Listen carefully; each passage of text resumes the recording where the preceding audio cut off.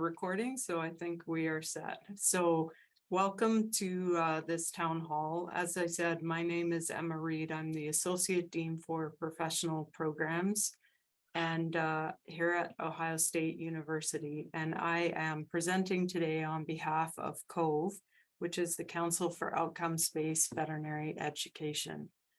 And what I want to talk to you about today is just very quickly review the components of the CBVE model, talk about why Ohio State actually adopted the competencies and milestones and used those for making a new ITER or an end of rotation form, and why OSU also adopted EPAs for our low stakes or formative feedback direct observation assessment of our students in the clinic.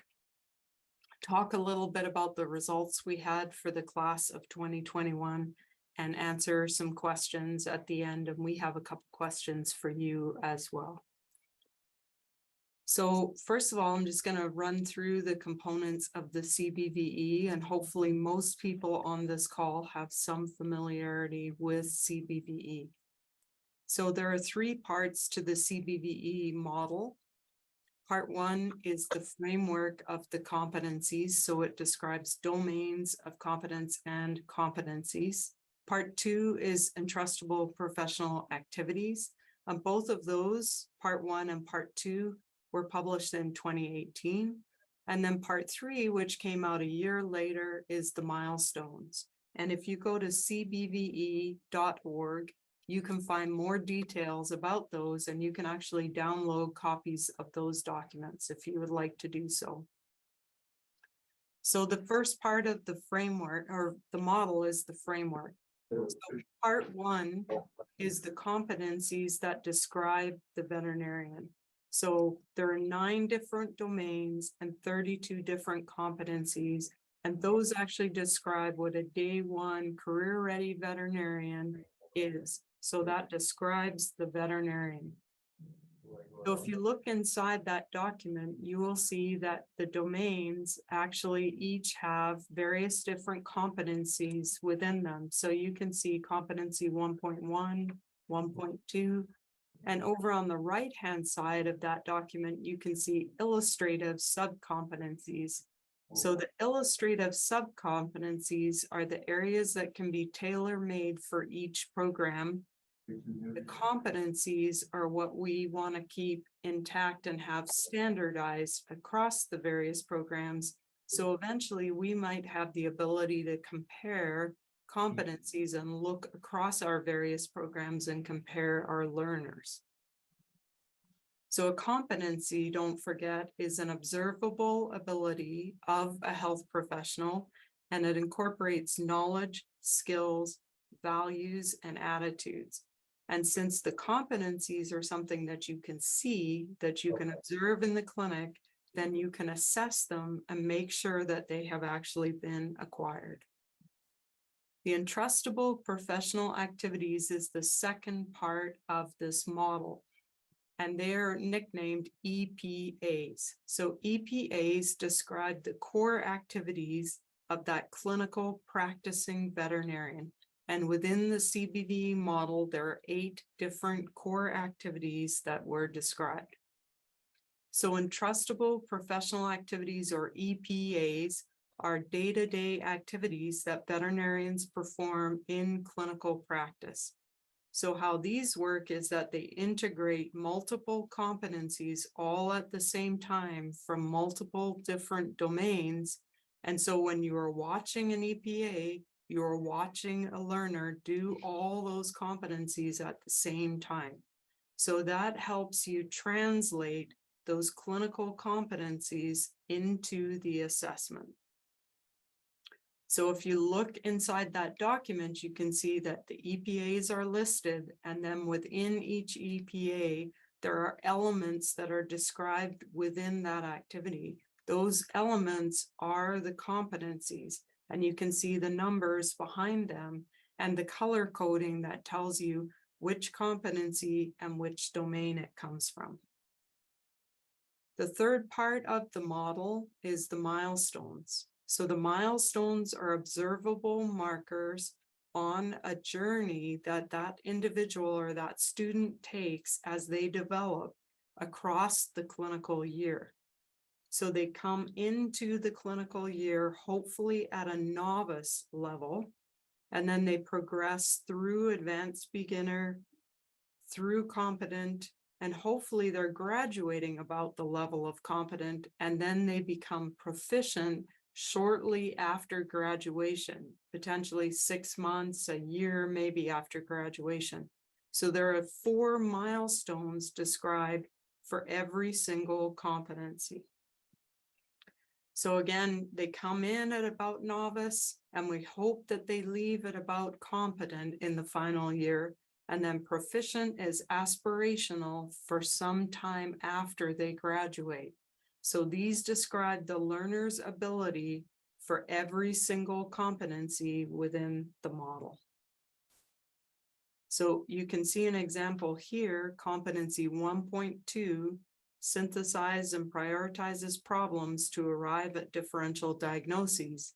Then you can see for every single milestone, there's a short description of what the learner should look like, what the learner should be able to do at that point in time. So what did we do at Ohio State University? So just as a disclaimer here, this is not to say what we did at Ohio State University is the way everybody should do it, or that this is the best way. This is a way that we have adopted the CBVE model in our institution. And what we're really hoping is that everybody else will be willing to start sharing the ways that they are adopting CBVE in their institution. And so we can have these town halls on a more regular basis and share with each other what we are doing and how we are actually using CBVE. So first, I just want to acknowledge that while I'm presenting this today, this is the hard work of a huge team of people. Our clinical teachers committee, our fabulous faculty who really drove this, who really wanted to make changes in the way we do our assessment. And they're the ones that are in the trenches every day, filling out these forms, working with our students. I can't thank them enough for what they do. Our students in the class of 2021 and 2022 have now gone through this system, and their feedback has been very useful, and their patience with this as we develop it has also been really, really useful and much appreciated.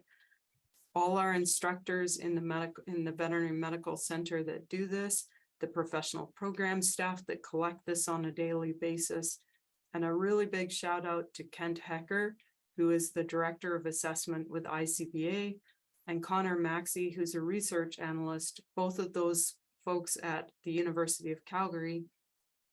Both of them have been really instrumental in helping put this together, and particularly in doing all of the data analysis. So this would not have happened without all of these people, and I really want to acknowledge that. So what changes did we make in our ITER? So again, an ITER is an in-training evaluation report. It's the end of rotation form. And we had a very traditional looking ITER. It had 27 different things that we rated on a 5-point scale. So our 5-point scale ranged from superior all the way down to unsatisfactory and not observed. The problem with our ITER is that those things weren't really identified. What did it mean if a student was superior versus marginal versus unsatisfactory? There wasn't a description of what that student looked like. We assess things like knowledge, clinical skills, interpersonal skills, lots on professionalism, but not a lot on a lot of other things that were in the CBVE framework.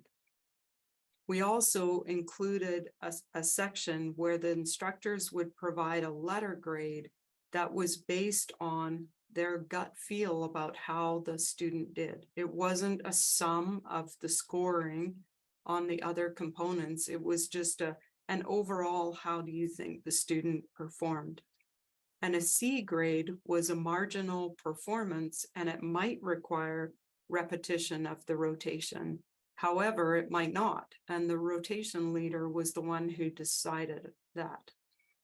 And our clinical attendance policy really talked about the fact that students that missed more than a couple of days would have to repeat the entire rotation, but we didn't base it on whether or not the student was demonstrating competence on the rotation. We just based it on the time that they had to serve within the rotation. And so based on all these things, we decided we wanted to make a change. So our new form, our new ITER form was that every rotation picked the competencies that they could observe in every single student. So not every competency was assessed on every rotation. So this is what contributes to the idea of longitudinal assessment. So we were going to track a student across the same competencies over the entire year to get a complete picture. So longitudinal assessment really starts to lay the foundation for programmatic assessment. And programmatic assessment that you hear about in outcomes-based or competency-based education, programmatic assessment includes progress decisions that are made by an independent committee.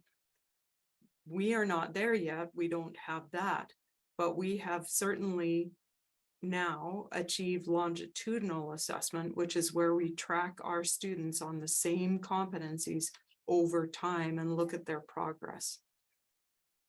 We also created a form where the instructors could use the milestones for each competency, and they could rate the students on those milestones from pre-novice all the way to proficient. So I said before that there were 4 milestones, novice to proficient, but now we added a new one. Our faculty were worried that maybe students wouldn't quite be at novice when they came into the clinic. And so we added pre-novice as a category to say pre-novice is where they are if they're not yet at novice. We also included a global score at the bottom of our form where students were rated as satisfactory, borderline, or unsatisfactory. And there was an opportunity to flag the students to the associate dean so that they could provide a confidential message about concerns about the student if there were any. So this is what our new form looks like. So you can see this is for competency 1.1. This is just one competency that is on the form. And you can see that it lays out the 5 different milestones and provides the description.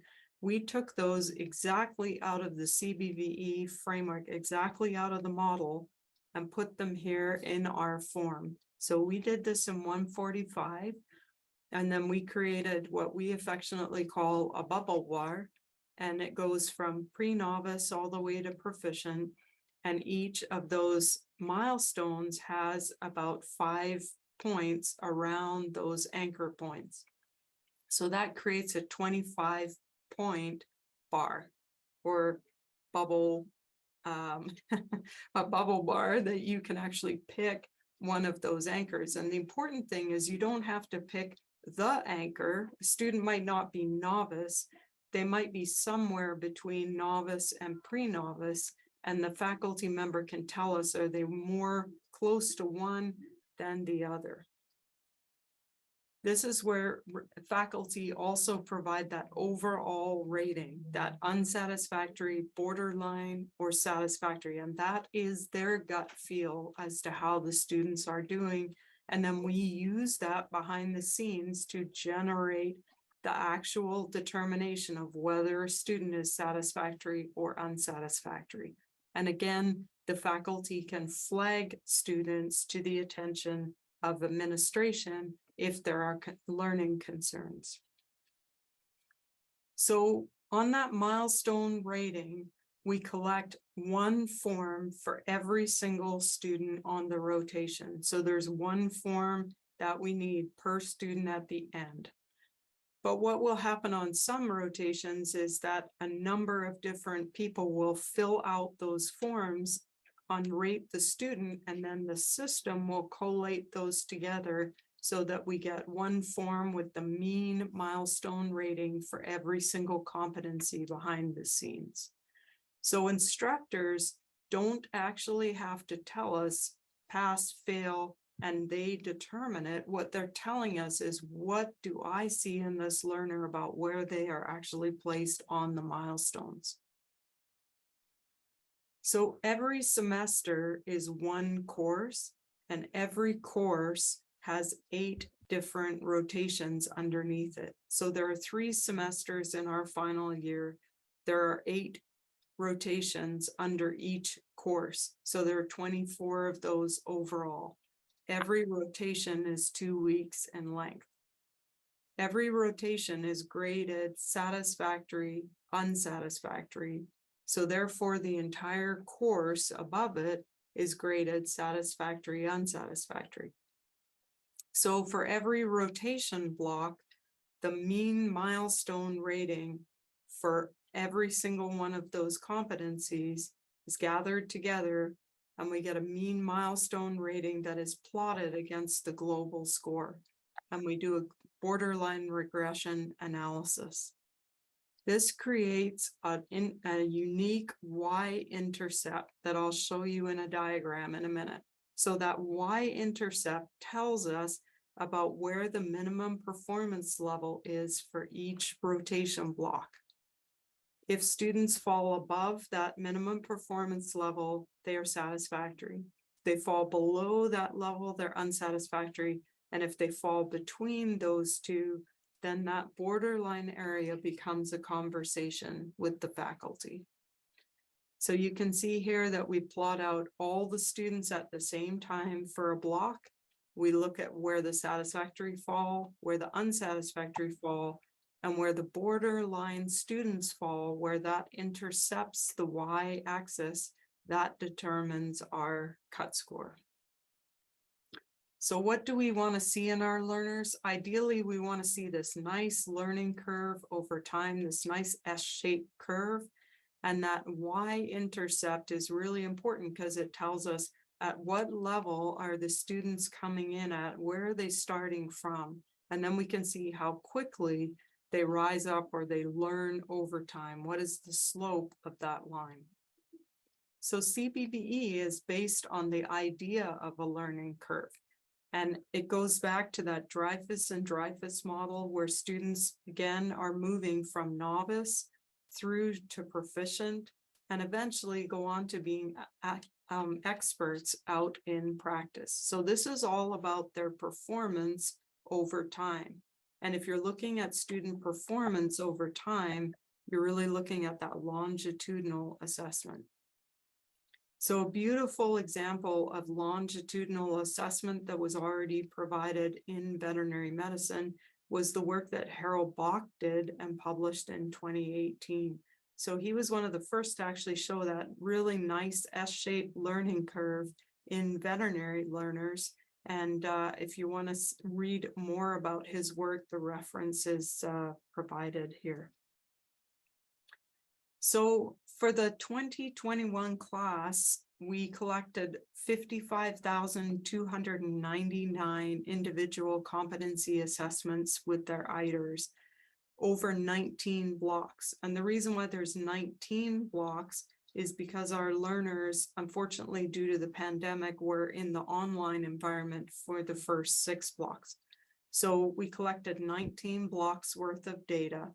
And so I'll show you what our visual representation of their growth over the final year looks like. So if you see domain 1, you can see that our learners came in somewhere between a novice and advanced beginner, and then progressed through the year over the blocks all the way out to block 25, and eventually leaving us around that competent mark. And this is for all those competencies, 1.1 through 1.7 that are in domain 1. In domain,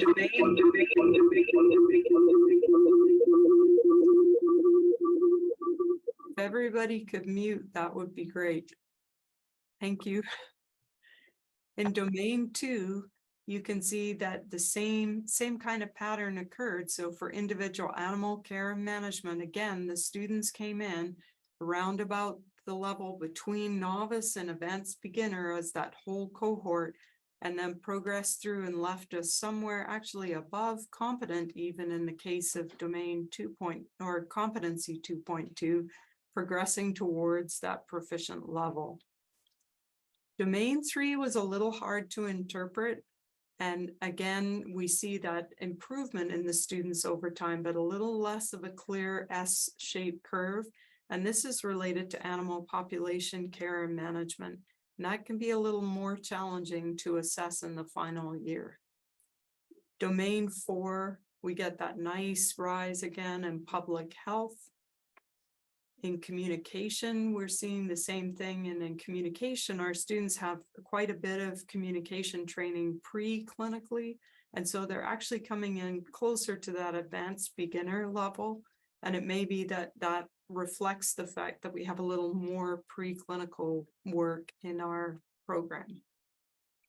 We see domain 6, collaboration, domain 7, professionalism, professional identity, domain 8, finances and practice management, again, a little bit all over the place. And that also probably reflects that this is quite a difficult domain to teach and to emphasize, particularly in a more traditional teaching hospital like we have. And domain 9, scholarship. So for all of these, we see that growth of students from lower down, sort of novice, advanced, beginner milestone, progressing all the way through the year, and we see that rise out towards competent. So if we collapse all the domains together and we look at the scores collapse together over time, we can see that nice steady rise and growth over the blocks over the final year. So all of our rotations have 5 different competencies in common. Every single rotation said that they could see those same 5. And so those are common to all of our rotations. There are some, as I said, that are not as easy to see, and those would be in domains 3, 4, and domain 8. In our experience, those were a little harder to gain observations in. When we looked at the reliability, we had very good reliability in terms of Cronbach's alpha values. So you can see that those were all really quite high, except for domain 3 and domain 8. We didn't really have enough data to provide a really solid reliability for those domains. What that maybe tells us is that there are better places that we could be assessing those skills in our curriculum. So we really need to emphasize those things earlier on in the program and assess them there. When we did a G analysis, and when I say we, I mean Kent and Connor, when they did a G analysis, our G coefficient was 0.85. So this showed adequate reliability for our milestone scores. So what it showed was that the milestone ratings were really consistent across the competencies across those blocks. And the greatest amount of variance was actually accounted for by changes within the students within the block, which is exactly what we want to see. So that says that our milestone scores really discriminated between the low scoring students and the high scoring students. So that's telling us that that variation in the students is really what we are measuring. And when they did a random coefficients model, then again, they looked at the model and found that the student y-intercept accounted for the greatest amount of variance. So students were starting at very different milestones. Students that had higher milestones ratings had less change over time. Those that started at lower milestone ratings often tended to have more change over time. And the milestone ratings between the various different competencies sometimes only varied very little between those competencies per student. So good students tended to be good across the board. Students progressed at relatively the same rate over the entire year. And again, the majority of the variance was due to that change in students over time. So how long does it take us to get our ITER data? If you look at the rotations, you can see some rotations are very quick and turn it in very, very quickly. And some rotations take a little longer, not because they're not willing, but mostly because they're extremely busy services. But when I first arrived at Ohio State, sometimes we had a much longer lag than this to get data in on our final year students. But our faculty do find these forms fairly straightforward to fill out and can complete them pretty quickly and get them to us. So usually within a couple weeks after the rotation, we can give the students their final grade as to whether they're satisfactory or unsatisfactory. Our students do a self-reflection. So one of the things we think is really important is we ask them to go back and look at their ratings and look at where they were placed on the milestones. And we ask them to tell us what they will need in order to improve from this point over the rest of their final year. We use those self-reflections to be able to look at how they rate themselves. We ask them to rate themselves on each domain as to their mean milestone rating, where they think that they are rating on each domain. And then we compare that to where the instructors have rated them. And we're looking for big gaps. We're looking for where we rate them really highly and they rate themselves low, or the opposite. And then we also look at the number of unsatisfactory grades and any ITER flags that have been received. And what we do is we use that to help us identify students that are struggling, that maybe need some further support or some referral for coaching. And we're typically identifying about 10% of the class that we want to work a little more closely with and support. So if we move on to entrustable professional activities, so at Ohio State, we took the very first EPA and we broke it down into the 3 different components. We felt like all 3 of them together was a bit problematic for us, because if students did one and not the others, how would we account for that? So we broke that down into 3 different parts. And we called them 1A, 1B, and 1C. And so we actually have 10 different EPAs that our students can work with in the final year. We used an entrustment scale in order to grade our EPAs. You don't have to use an entrustment scale with EPAs. There are other tools that you can use, but we felt like an entrustment scale would work well for us. And these are the anchors that our final year teachers came up with and wanted to use. It was based on a similar scale that we had done some work with at the University of Calgary and had published on. So the way these work in our clinic is that the student initiates the interaction and says, "Can you please watch me doing this, EPA?" The observer then observes the student. The student rates themselves on the EPA and completes the comments about what went well and what could be even better yet. And then they submit it and it bounces across to the evaluator. The evaluator then rates the student on the same scale and then completes the comments and submits their feedback. Then both forms pop up on the device and the pair can actually have a conversation about this together. And we use these for low stakes assessment. These do not count as part of the grade or determination of satisfactory, unsatisfactory on the rotation. They're strictly formative. So when we look at the EPAs that are most frequently assessed in our situation, allowing the students to freely self-select which ones they will use, then you can see that physical exam, probably not surprisingly, is the most commonly chosen EPA, and the least common would be number 5, which is formulating relevant questions and retrieving evidence. closely followed by number 8, which is recommendations for preventive healthcare. So very few students chose those. So there was some discussion amongst our final year teachers about, are we bothered by the fact that so many students chose the same EPA? And the answer was no. We feel like that's a very, very important EPA. And the more practice students get at these things and the more formative feedback they're receiving, the better. And again, there may be better places to assess some of these less frequently used EPAs in our specific program. So the general trends from the EPAs, nobody used the don't trust to perform any aspect of the task. No student selected this and no rater rated a student. So we need to look into that a little more. Early in the year, the students rate themselves more highly than the raters will rate them. And later in the year, the raters actually rate the students more highly than they rate themselves.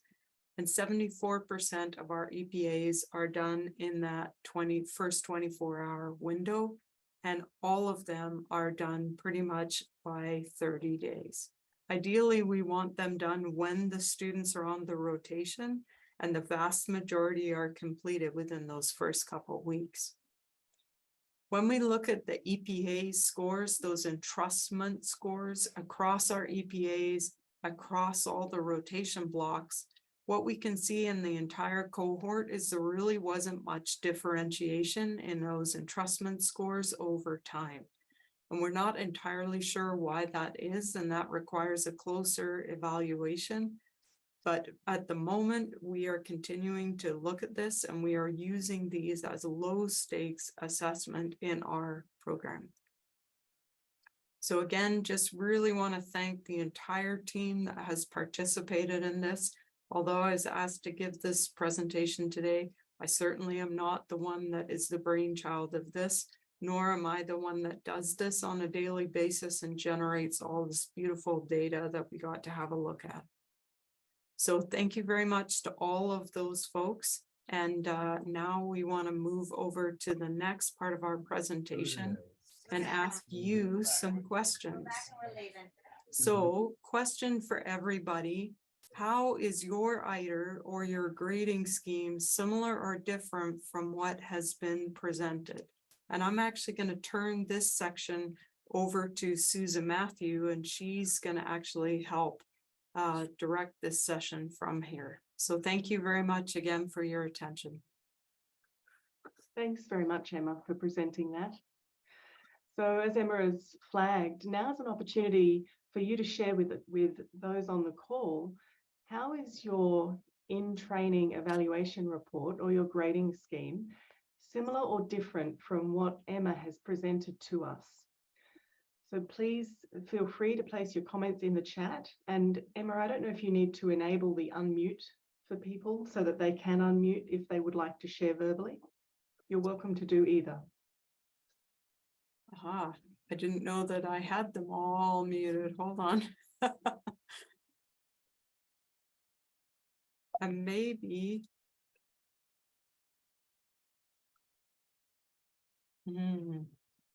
I was able to unmute myself just by asking, so I don't know if you actually have to do anything, Emma.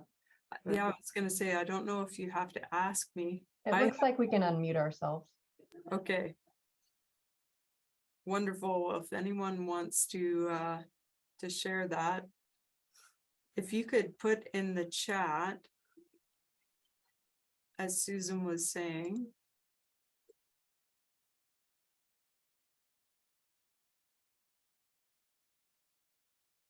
You could put in the chat whether you are using an ITER and is it similar or different from what has been presented.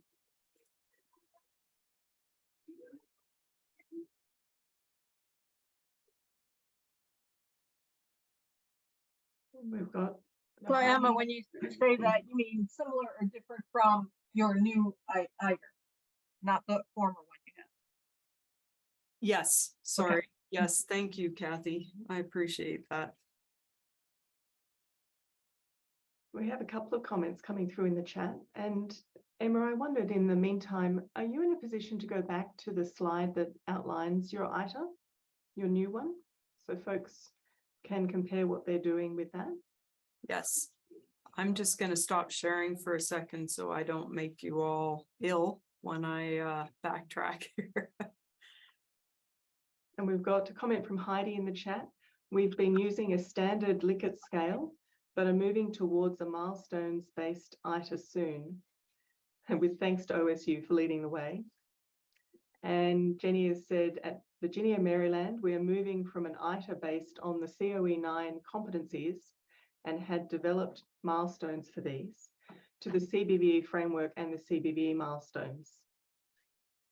And then Michelle has said, at UGA, we're currently using the 9 AVMA competencies with a 5-point scale grade, and each scale has a unique descriptor written by the faculty of that rotation and with satisfactory or unsatisfactory overall. And Michelle, would you be, oh, there's a long one that's come in, but I was just about to ask Michelle, would you be happy to come on to verbal and share a little bit more about what you're doing there? Sure. Hello. I was eating my lunch there, which is why I had my video off. Yeah, each of the competencies, and some of them have sub-competencies within those 9 AVMA competencies, but we instead of just a number or a word to describe each level, you know, are you a 1, a 2, a 3, or 4, or 5? The faculty within each section or rotation wrote the descriptor for that. And, you know, it kind of is the concept of competency based, because you will see most frequently, like in a 5 scale for an individual competency, is the word independent used. That you know, this student can perform this task, you know, independently. So I think that is meaning that we would, you know, we trust them, they're doing it without us. Mm-hmm. But yes, we are looking toward moving slightly away from the AVMA competencies to the ones with the competency-based veterinary education. Mm-hmm. Oh, thank you, Michelle, for letting us know more about that. Thank you. And then Joanne has put a lot of detail. Thank you, Joanne, in the chat I'm there. sorry. Once I started typing, I just No. kept running with it, but it is a lot. Thank you. We really appreciate it. Thank you. So the short version is it's quite similar to what Emma has described, other than the fact that we're really struggling with the ability to create a visual depiction of this to the students that they could, you know, pull up their dashboard and be able to look at it. And that's where our focus is right now, in trying to manage that side of it. Really creating that sort of learning community with the students. So it's in competency-based education, you're really looking to work as a partner with the students in what you're doing. Thanks, Joanne. And then we have Jared at ISU. Our ITERs generally use behavioural anchors. So in that sense, they're more similar to Emma's current than her previous ITER, well, OSU's. Emma, you've made the point, it's not only yours. However, we have not standardised on a common ITER across rotations. We do monitor and track competence by COE9 competency area over time. And then Melinda. Currently, we use letter grading. The average over many years is A-. There is little discrimination between students. And we have challenges with getting feedback. And the feedback that's received is not personalised. We're very enthusiastic about moving away from grades and integrating a CBVE-based approach as we move towards curriculum renewal and appreciating the results. And Melinda, I wondered if you might be happy to share, and sorry, Tammy, I see you're unmuted. I wonder, Melinda, if you might be happy to share how you can see the CBVE-based approach integrating with your curriculum renewal. Sorry, I can't see whether I'm, Hello, I can see you. oh, can you? Okay, super. Well, yeah, and we're really looking at that longitudinal approach, as Emma mentioned, and moving away from the AVMA and more toward the CVM or CBVE competencies. And our new curriculum is very much focused on primary care. And so we're very excited to really integrate these competencies with that primary care emphasis. Mm-hmm. Yes, exciting. Thanks, Melinda. And then John, thank you for sharing your competencies earlier on. And I see your note now. We plan on using the CBVE domains and added a 10th for our program based on our community-based model for readiness to be away from the school.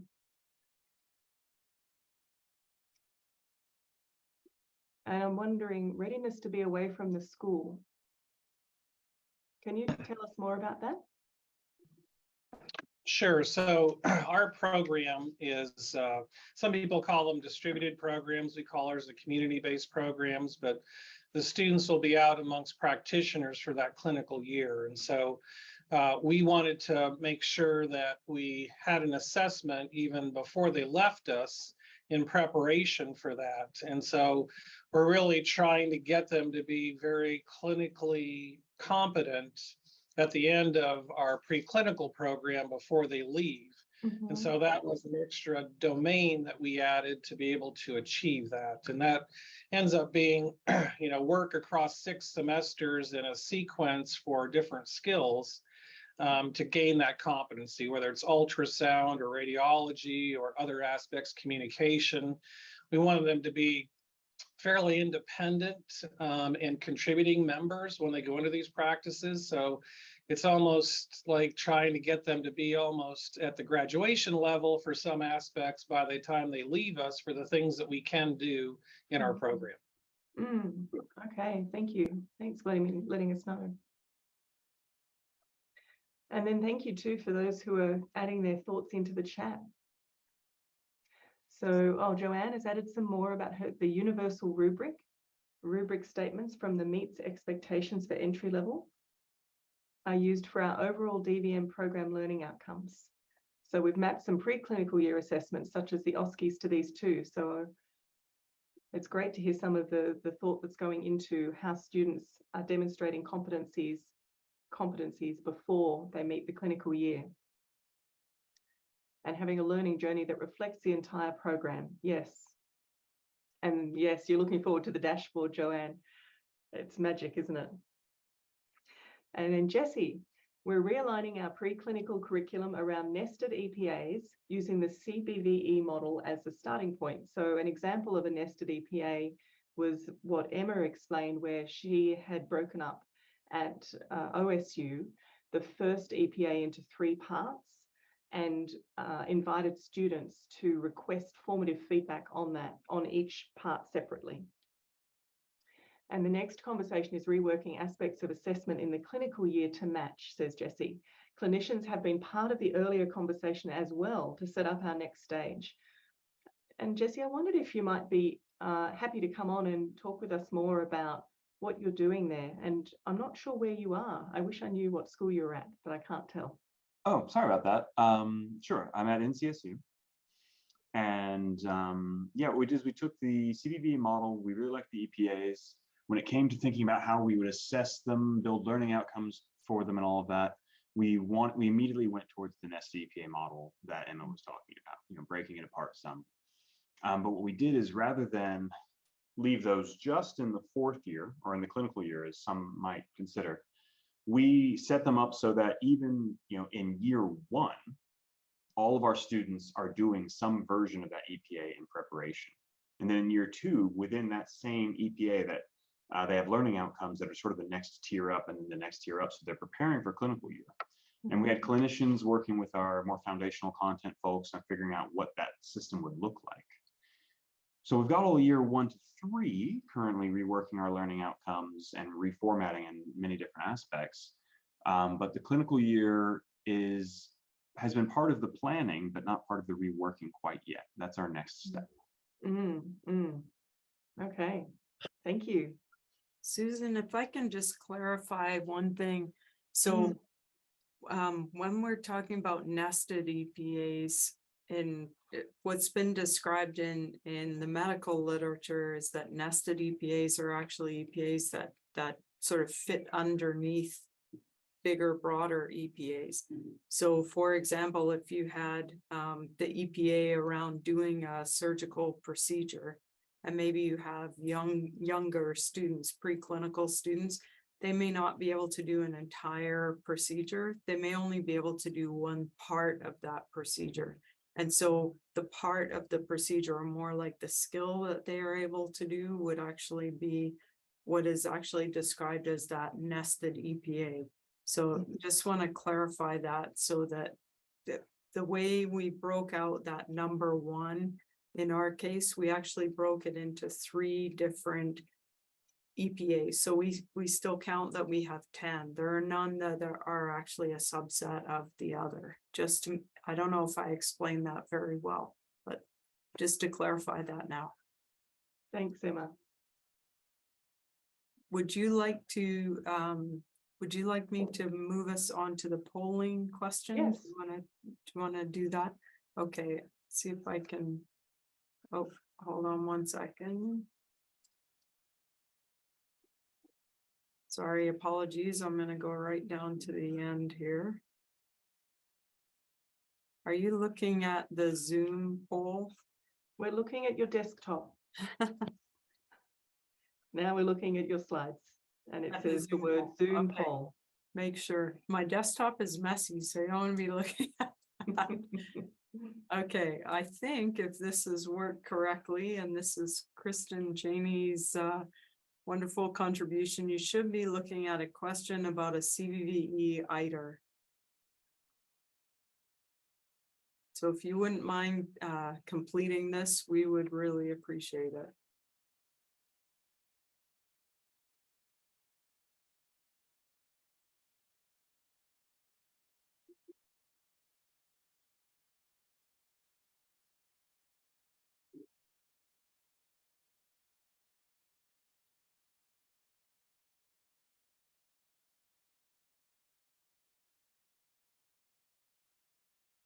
And Susan, you let me know when you are ready for the results. Sure, I can't see how many people have responded though. So I think Okay, you're we're the at one about- who can. yeah, we're at about 65 That's great. folks, Fantastic. 67 folks responding. We have Mhm. 87 on the call. I'm just waiting for it to stop moving. So that's about 3/4 of our people. So now it's kind of not really moving. I think we'll stop it there. Can you all see those results now? Yes, we can. And so thanks very much for sharing your thoughts via the poll. We're really interested in if you answered that you were yes to this question, if you could put in the chat, or you're welcome to, again, to come on to the verbal and video to share what interests you about having that standardized ITER for CBVE.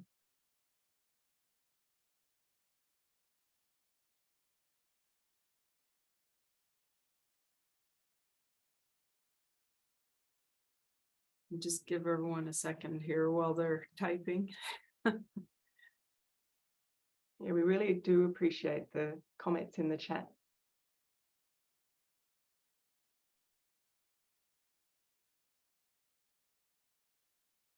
So being able to compare outcomes across programs.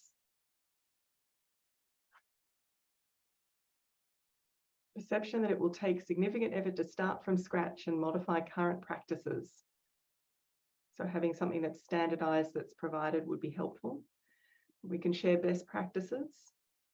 What seems to be working for helping students develop specific competencies. So not only the outcomes, but what helps. Comparing future veterinarians to the same bars, so benchmarking. Having a shared language. We seem to be saying much of the same things, but having nuances. Sharing data across programs. This is coming out as a really common thought about the value of a shared ITER. Uniformity in assessment methods across programs is important within community-based programs, as students from different universities may go to the same veterinary clinic. So it actually makes it easier for the preceptors to assess students from different places. Allows us not to have to reinvent the wheel, yes. Consistency, fair and equitable evaluation of every student in every program. Having a standardized way to assess programs, share best practices, as well as on an individual level, to learn how to best support students in achieving competency, moving away from letter grades. And then I wanted to give the chance for folks who commented that they were unsure whether they wanted a standardized ITER to share what their thoughts are about this.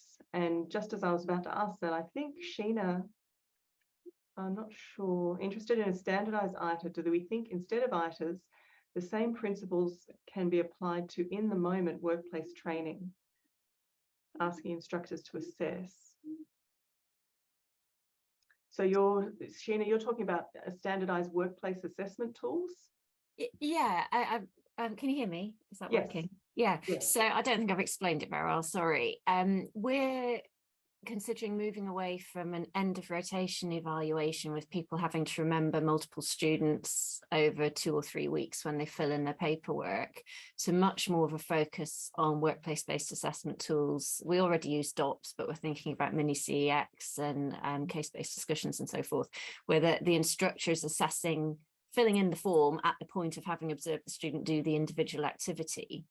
And then they can forget about that interaction because they've logged it, and they don't have to sort of try and remember 3 weeks worth of 10 different students every 3-week periods. So I'm just curious, and I appreciate that's not the model you've got, but I'm just curious as to whether a very similar model would work using those kind of in the moment observations and then behind the scenes generating end of rotation grades or even more longitudinally competency based grades. Yeah, that's a really Does that make interesting sense? idea. Yes, yes, it does. Thank you for the thought. I see a couple of people having to run away, so I was going to pass back to Emma to wrap us up. And I was just going to do a shameless plug here right at the end that we are actually thinking about, we are actually moving forward with revising the CBVE model. So we're looking at, is the current model the model we want to have? Does it have all the things in it that we need? Is there anything missing? Is there anything that needs to be modified? Do we like the way it looks? Do we like how we use it, etc.? So we have a survey that we would like you to complete so we can collect information from you about the CBVE and potential redesign of it. And so if you don't mind helping us with CBVE 2.0, if you would follow this QR code or the link and use that to take our survey, we would greatly appreciate your feedback. And we're hoping to use that in a couple rounds of a modified Delphi process. And then we're hoping to have some results out with a new CBVE framework early next year. So thank you very much for that. And thank you very much to everybody for logging in and joining us today. And we are looking for other examples of people who are implementing CBVE in their program and who would be willing to share with the greater community. That's what this movement is really all about. That's what CBVE is all about. And we greatly appreciate everybody being here today, and have a wonderful rest of your day. Thanks very much.